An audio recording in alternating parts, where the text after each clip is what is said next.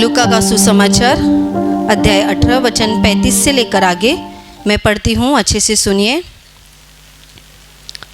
जब वह यरीहो के निकट पहुँचा तो एक अंधा सड़क के किनारे बैठा हुआ भीख मांग रहा था। वह भीड़ के चलने की आहट सुनकर पूछने लगा, यह क्या हो रहा है? उन्होंने उसको बताया, यीशु नासरी जा रहा है। तब उसने पुकार के कहा, हे यीशु, दावीद की संतान, मुझ पर दया कर।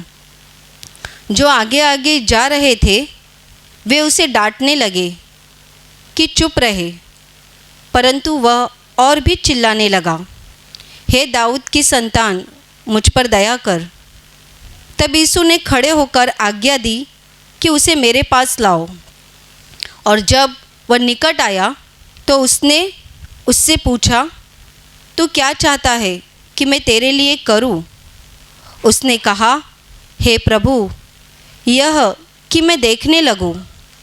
यीशु ने उससे कहा, देखने लग, तेरे विश्वास ने तुझे चंगा कर दिया है। तब वह तुरंत देखने लगा और परमेश्वर की बड़ाई करता हुआ उसके पीछे हो लिया, और सब लोगों ने देखकर परमेश्वर की स्तुति की। Hallelujah, hallelujah, hallelujah, hallelujah. मेरे प्यारे भाइयों और बहनों, देखिए यहाँ पर एक बहुत अच्छी घटना लिखी गई है, और उस घटना में ऐसा बताया गया है कि प्रभु यीशु अपने चेलों के साथ एक रास्ते से जा रहा था, और रास्ते में जाते समय उसके रास्ते के किनारे पर ही एक भिखारी बैठा हुआ था। वो भीख मांगने वाला भिखारी था। और आप सोच सकते हैं कि प्रभु यीशु उस रास्ते से जा रहा था तो प्रभु यीशु के पास कितनी बड़ी भीड़ होगी। हम यहाँ पर गिनती नहीं लिखी गई कि यीशु के साथ कितने लोग थे, पर एक बहुत बड़ी भीड़ यीशु के पीछे जा रही थी। हो सकता है हजारों लोग, 10,000 लोग, या फिर लाखों में गिनती होगी, जिसकी गिनती की संख्या यहाँ पर नहीं बताई गई। पर प्रभु यीशु जिस रास्ते से जा रहा था वहाँ पर उसके आसपास में बहुत बड़ी गर्दी थी, और उस गर्दी के बीच में यीशु जा रहा था। और साधारण सी बात है, अगर यीशु वहाँ से जा रहा था तो वो गर्दी कैसी होगी? क्या वो लोग शांति से घर जा रहे, शांति से रास्ते पे जा रहे होंगे? बिल्कुल नहीं। प्रभु यीशु जो स्वयं परमेश्वर है उस रास्ते से जा रहा था, और सीधी सी बात है, जो लोग उसके साथ थे उसमें उसके चेले थे, और बाकी के जो लोगों को उसने चंगाई दी थी, जो लोगों के जीवन में उसने काम किया था, वो सारे लोग यीशु के पीछे जा रहे थे, यीशु के साथ में जा रहे थे। तो सादी सी बात है, अगर वो लोग यीशु के साथ जा रहे थे तो चुपचाप तो नहीं जा रहे थे, वो लोग प्रभु की प्रशंसा करते हुए जा रहे होंगे, गाना बोलते हुए जा रहे होंगे, नाचते हुए, आनंद करते हुए यीशु के पीछे जा रहे होंगे।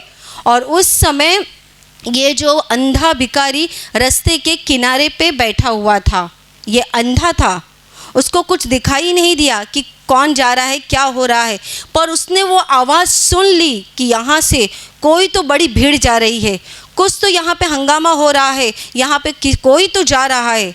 क्योंकि सादा व्यक्ति जाएगा तो वो चुपचाप जाएगा, पर यहाँ पे जाने वाला कोई दूसरा तीसरा व्यक्ति नहीं था, जिंदा परमेश्वर उस रास्ते से जा रहा था।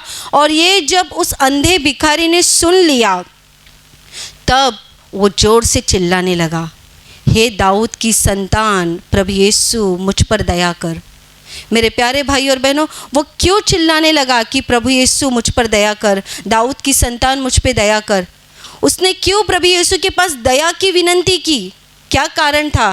कारण ऐसा था कि ये अंधा भिखारी, इस भिखारी ने पहले जरूर प्रभु यीशु के बारे में सुना था, जरूर उसको मालूम पड़ गया था कि यीशु मसीह कोई साधारण व्यक्ति नहीं है। ये पहले भी लोगों के जीवन में काम कर चुका था। इस अंधे भिखारी ने जरूर पहले सुना होगा कि यीशु मसीह ने किसी अंधे की आंखें खोली है, यीशु मसीह ने किसी बहरे को सुनने की ताकत दी है, यीशु मसीह ने कोढ़ियों को शुद्ध किया है, यीशु मसीह ने मरे हुओं को जिंदा किया है। इस अंधे भिखारी ने उसके विषय में पहले से चर्चा सुन ली होगी, तभी तो उसके मन में वो आनंद निर्माण हो गया। और जब भी प्रभु यीशु वहाँ से जाने लगा तभी ये सोने जैसा मौका उसने गवाया नहीं। बाइबल कहती है वो चिल्लाने लगा, हे यीशु दाऊद की संतान मुझ पर दया कर। और आगे ऐसा हो गया कि जो लोग उसके साथ जा रहे थे उन लोगों ने उस अंधे भिखारी को आकर डांटा, चुप हो जा, चुप हो जा, अभी चिल्ला मत। और जब उन लोगों ने उसे डांटा तभी क्या हो गया? क्या अंधा भिखारी चुप हो गया? बिल्कुल नहीं, वो और तेजी से चिल्लाने लगा, यीशु तक उसकी आवाज़ पहुंच जाए इतनी तेजी से वो चिल्लाने लगा। और आप ज़रा सोचिए, यीशु एक ऐसी जगह पे खड़ा है जिसके आसपास में बहुत भीड़ है और उन लोगों का गाना, चिल्लाना, उनका नाचना वो जगह पे शुरू है। वो लोग अपने शोर शराबे में प्रभु यीशु के जलोत्सव में जा रहे हैं और ऐसे समय में इसका चिल्लाना, इस भिखारी का चिल्लाना और इसकी आवाज़ प्रभु यीशु के कानों तक पहुंचना, इसके बीच में जो उसको तकलीफ़ उठानी पड़ी ये उसने उठाई। वो चुप नहीं बैठ गया, लोगों के डांटने पर वो शांत नहीं हो गया, क्योंकि उसको मालूम था ये सोने जैसी मौका मेरे हाथ से एक बार चला गया, एक बार अगर यहाँ से प्रभु यीशु निकल गया तो फिर से ये मौका नहीं मिलेगा। Hallelujah, hallelujah, hallelujah, hallelujah.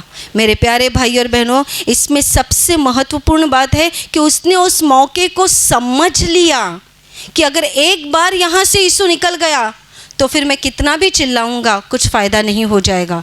इसीलिए उसने धमकाने वालों के ऊपर, डांटने वालों के ऊपर ध्यान न देकर उसने अपनी नज़र, यानी आत्मिक नज़र, शरीर की आंखों से तो वो अंधा था पर आत्मिक नज़र उसने वहाँ पर लगा दी। आत्मिक नज़र से वो वहाँ पर आ गया और फिर क्या हो गया, उसने आत्मिक नज़र से उसने देख लिया और इसके बाद क्या हो गया मेरे प्यारे भाइयों और बहनों, उसके बाद वो उसने दूसरा कदम उठाया, उसने ज़ोर से चिल्लाना शुरू रखा और उसकी आवाज़ प्रभु यीशु के पास पहुंच गई, प्रभु यीशु के कानों में पहुंच गई। और प्रभु यीशु के कानों में आवाज़ पहुंचने के बाद यीशु परमेश्वर का पुत्र वहाँ पर खड़ा हो गया। मेरे प्यारे भाइयों और बहनों, उस समय प्रभु यीशु जगह पे रुक गया और रुकने के बाद ऐसा हो गया कि यीशु ने उस अंधे भिखारी को अपने पास बुलाया। पास बुलाने के बाद यीशु ने उसको सवाल किया कि मैं तेरे लिए क्या करूं। कितनी अजीब सा सवाल है ना। प्रभु यीशु ने उसको पूछा। क्या यीशु को मालूम नहीं था वो अंधा है? तो उसको आंखें चाहिए, उसको नज़र चाहिए देखने के लिए। फिर भी यीशु ने क्यों पूछा उसे कि तुझे क्या चाहिए, मैं तेरे लिए क्या करूं? मेरे प्यारे भाइयों बहनों, कारण ऐसा है कि परमेश्वर कभी भी किसी के ऊपर ज़बरदस्ती नहीं करता है, कभी भी ज़बरदस्ती नहीं करता। इसीलिए तो बाइबल में ऐसा लिखा है कि तुम्हारे मांगने से पहले वो परमेश्वर जानता है कि तुम्हारी ज़रूरत क्या है, फिर भी वो चाहता है, फिर भी वो वचन में, दूसरे वचन में ऐसा कहता है कि मांगो तो तुम्हें दिया जाएगा। मेरे प्यारे भाई और बहनों, परमेश्वर को मालूम है हमारी ज़रूरत क्या है, फिर भी वो चाहता है कि हम अपने दिल से, अपने मन से ये भाव दिखाएं और उस तक वहाँ पर पहुँचकर अपनी मांग प्रभु के सामने रखें। और यही तो काम प्रभु यीशु ने यहाँ पर भी किया। प्रभु ने पूछा उसे कि मैं तेरे लिए क्या करूँ, और उसने कहा कि प्रभु मुझे दृष्टि आ जाए, मुझे नज़र आ जाए। और उस समय ऐसा हो गया कि प्रभु यीशु ने उसकी आंखों पर हाथ लगाया और कहा तू देखने लग, तेरे विश्वास ने तुझे चंगा किया। और उसी घड़ी बाइबल कहती है उसको नज़र आ गई और वो दोनों आंखों से देखने लगा। Hallelujah, hallelujah, hallelujah, hallelujah. मेरे प्यारे भाई और बहनों, ये है प्रभु यीशु का काम। और उसके आगे सबसे मुख्य बात यहाँ पर लिखी है कि जब उसे चंगाई मिल गई तब उसने प्रभु यीशु को छोड़ नहीं दिया। चंगाई मिलने के बाद वो प्रभु यीशु के पीछे पीछे चला। यहाँ पर लिखा है कि वो प्रभु की बढ़ाई करते हुए उसके पीछे हो लिया। कितनी बड़ी बात है। आज हमें चंगाई मिल जाती है तो हम क्या करते हैं? आप में से सबको अनुभव है कि जब किसी को चंगाई मिल जाती है तब वो अपने अपने कामकाज में लग जाते हैं, अपना अपना घर बार देखने लगते हैं। जैसे कि एक उदाहरण बताती हूँ। आपको बहुत साल से बीमारी है, कुछ ऐसी बीमारी जिसकी वजह से आप बिस्तर से उठ नहीं पाते, आपको चलने फिरने में बहुत तकलीफ़ होती है, जिसकी वजह से आपका कामकाज सब बंद हो गया है और ऐसी हालत में आप कुछ काम नहीं कर सकते। समझ लीजिए 6 महीने हो गए और आप प्रभु यीशु के पास आ गए। प्रभु यीशु के पास आने के बाद प्रभु यीशु ने आपको चंगाई दे दी। अब आप ठीक हो गए, पूरी तरीके से आपका हाथ पैर काम करने लगा, अभी आप चल फिर सकते हैं। तब क्या होगा? फिर आप वापस से अपने कामकाज में लग जाएंगे। आज तक केंद्र में बहुत से लोग चंगाई पा चुके, बहुत से लोग, पर चंगाई पाने के बाद क्या हुआ? चंगाई पाने के बाद वो सब लोग अपने अपनी दुनिया में वापस लौट गए, अपनी अपनी दुनिया में वापस लौट गए। प्रभु यीशु के पास से उनको चंगाई मिल गई। चंगाई मिलने के बाद वो सब अपने अपने काम में लग गए और अब उन्हें प्रार्थना में आने के लिए भी फुर्सत नहीं है। और उत्तर उनका ऐसा रहता है कि काम इतने दिन से बंद था तो अभी काम का शुरू किया है, इसीलिए समय नहीं मिलता प्रार्थना में आने के लिए। मेरे प्यारे भाई और बहनों, यहाँ पर मुझे मुख्य आपको ऐसा बताना है कि इस अंधे भिखारी को जब आंखें मिल गई तब उसने वो प्रभु को छोड़ के चला नहीं गया। सोचिए जरा, उसका भी घर बार होगा, उसका भी परिवार होगा। भले वो इतने साल से अंधा था, अंधेपन की वजह से वो रास्ते पर भीख मांगता था, पर इस अंधेपन में भी उसका भी तो कोई परिवार होगा। और उसको कितना आनंद हुआ होगा, इतने साल के बाद उसका अंधापन चला गया, वो आँखों से सब कुछ देखने लगा। तो उसके मन में भी ख्याल आया होगा, मैं अपने घर पर जाता हूँ, अपने परिवार को मिलता हूँ, अपने लोगों को मिलता हूँ, सबको ये बताता हूँ कि देखो मैं अभी देखने लगा। पर ऐसा हुआ नहीं। बाइबल कहती है वो उसके पीछे पीछे चलने लगा और उसके चलने से बहुतों ने परमेश्वर की स्तुति की। Hallelujah, hallelujah, hallelujah, hallelujah. प्रभु यीशु के पास चंगाई मिलने के बाद हमारा काम शुरू होता है। आपको प्रभु यीशु ने एक बुखार से भी ठीक किया है ना, तो उसमें उस दिन के बाद से आपका काम शुरू हो जाता है। और वो काम है प्रभु यीशु पर विश्वास करके उसके पीछे पीछे चलना। Hallelujah, hallelujah, hallelujah, hallelujah. मेरे प्यारे भाई और बहनों, इस अंधे भिखारी के तरह आपको और हमें सबको विश्वास रखना है। वो विश्वास ऐसा कि लोगों के डांटने पर, लोगों के धमकाने पर न आकर, बल्कि प्रभु की तरफ हमें देखते हुए और जोर से चिल्लाते हुए प्रभु को आवाज़ लगानी है। आज आप अपनी बीमारी लेकर आए हो, आज आप अपना दुख लेकर आए हो, पर इस बीमारी में, इस दुख में आपको आसपास में, आपके घर के आसपास में लोग आपको धमकाएंगे, डराएंगे, पर डर मत जाइए। इस अंत के दिनों में प्रभु यीशु पर जोर से आवाज़ लगाइए। वो आवाज़ आपकी आत्मिक आवाज़ होनी चाहिए, यानी आत्मा में इतने मजबूत हो जाइए कि शैतान की कोई भी ताकत आपके जीवन में काम नहीं कर सकेगी। शैतान के किसी भी लोगों के द्वारा आपके जीवन में कोई हल्ला नहीं हो जाएगा, तो बल्कि उसमें से आप बाहर निकल जाएंगे। Hallelujah, hallelujah, hallelujah, hallelujah, hallelujah, hallelujah. मेरे प्यारे भाई और बहनों, मैं आपको एक गवाही बताने जा रही हूँ। ढानू की एक गवाही है। ढानू में हमारी अपनी प्रार्थना सभा होती है, आपको मालूम है। वहाँ पर एक भाई की बहुत बड़ी गवाही है। ये भाई जब प्रार्थना में आ गया था, तब प्रार्थना में आने से पहले उसके कमर में कुछ तो तकलीफ़ हो गई थी, और इतनी भयानक तकलीफ़ होती थी कि वो सीधा नहीं खड़ा हो पाता था। वो अगर उसको चलना रहता था तो ऐसे दोनों हाथ और दोनों पैर करके ऐसे रेंग के चलते हैं, वैसा वो चलता था। बहुत इलाज किए पर इलाज का विशेष कुछ फ़र्क नहीं पड़ता था, और ये हमेशा ऐसे ही हो गया था, उसकी हालत ही वैसी हो गई थी। तो उस समय ऐसा हो गया, किसी भाई ने, किसी उसके दोस्त ने प्रार्थना के बारे में बताया। उसको बताया कि आप प्रार्थना में एक बार आ जाइए, आपको वहाँ पर कैसा अनुभव आ जाएगा, आप देख लीजिए। ये भाई बोलता है कि मैं आऊँगा प्रार्थना में। पर प्रार्थना में जब उसने सुना कि प्रभु यीशु की प्रार्थना होती है, तब उसने अपने पत्नी को बताया। उसकी पत्नी ने तुरंत मना कर दिया कि वहाँ पे जाना नहीं है प्रार्थना में। इतना सारा दवा किया, इतने सारे भगत को दिखाए, कुछ ठीक नहीं हुआ, तो अभी क्या वहाँ प्रार्थना में जाकर बैठने से क्या तुम ठीक हो जाओगे? वहाँ पे जाना नहीं है। पर इस भाई की अवस्था इतनी दिन ब दिन खराब होती जा रही थी, और वो उसका दोस्त बार बार आकर कहता था, एक बार तो चलो, एक बार तो तुम प्रार्थना में चलो, केवल एक बार जाकर आओ, प्रभु यीशु तुम्हें चंगाई देगा, एक बार केवल जाकर आ जाओ।